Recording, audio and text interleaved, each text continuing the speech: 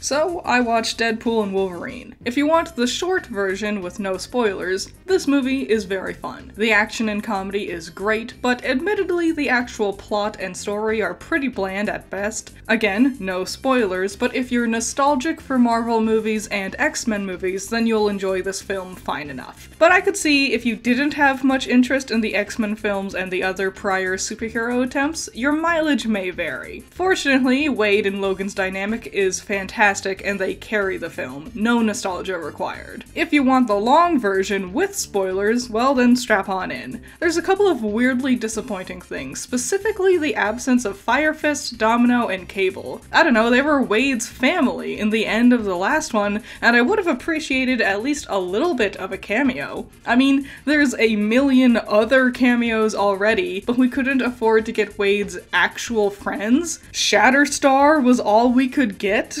It also makes Wade's whole motivation feel slightly hollow. He's talking about the close group of people in his life that makes him want to save his universe, but these three kind of big ones aren't included. Also, I'm gonna be honest, I think it's weird he and Vanessa broke up off-screen between films, and for such a lame reason too. He gives up on being a superhero because he doesn't get to be an Avenger, and they just kind of break up.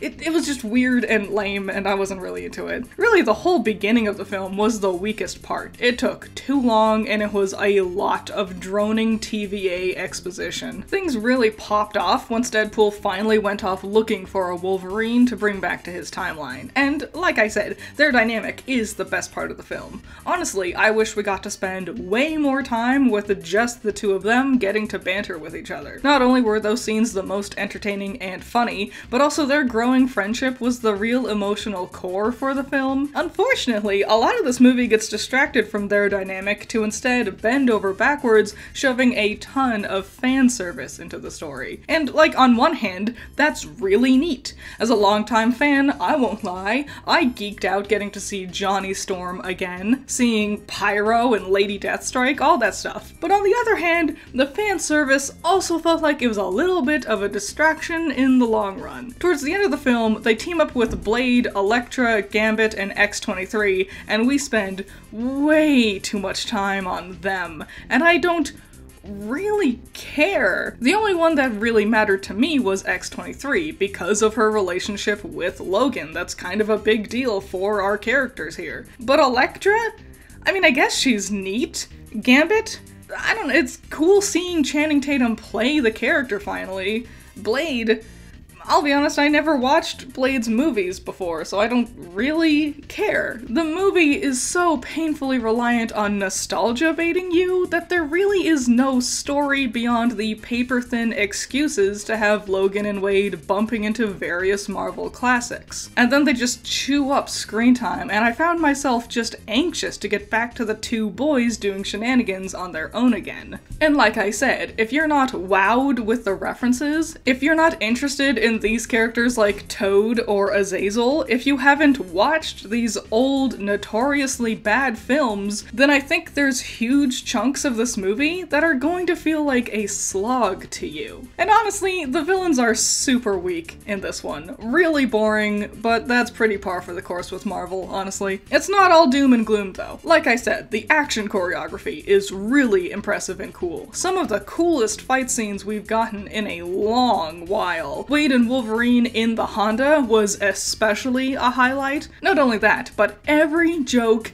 landed. It was so funny. A super quotable film. And I admit, it was refreshing seeing Deadpool acknowledge that the multiverse stuff hasn't been amazing for the MCU. There's a lot of CGI, and not all of it looks great, but I'm not too bothered by it. I'm kind of used to it by now, especially with Marvel movies. The film, at times, takes itself way too seriously. You can see this in a lot of the trailers, too, especially with Wade's breakup and a lot of Logan's whole backstory. They try to really lean into that sad drama of things, but I just don't think it really works with the overall goofy, over-the-top, lighthearted tone. I can definitely say it's a big love letter to the history of Marvel, and remembers the films that the company tries to forget, as they don't hold back on making fun of their own past mistakes. If you're a fan of the sordid history for the franchise of Marvel and X-Men, you'll enjoy this film plenty. I just really hope this doesn't become the norm with the MCU. It works here with Deadpool and his fourth wall breaking style, but let's be honest, they haven't really handled their multiverse concept very well. It's basically just been used to make cameos and references. I'm not really interested in the TVA stuff, and none of these multiverse stories have really given me much to care about. Yeah, the cameos and gags are cute and funny if you get the references, but that doesn't make it a very engaging story around that, and it doesn't make me very invested in the future of Marvel. Deadpool may call himself Marvel Jesus, and it is true that this film has been a huge financial success, but in terms of Marvel's cinematic universe, I'm still conflicted on how I feel about the whole thing. I don't want a million movies where all we do is endlessly reference each other, bringing back old retired actors to play the same old characters again just because it reminds us millennials of our childhood. That's been a trend, and it was neat, but now it's starting to get a little bit distracting and tiresome. But that's a bigger discussion when it comes to the MCU as a whole. As far as Deadpool and Wolverine is concerned, it's fun. It's a relatively lighthearted romp, and it's filled with fanfare and comedy gold. I like it better than Deadpool 1, but not as much as Deadpool 2.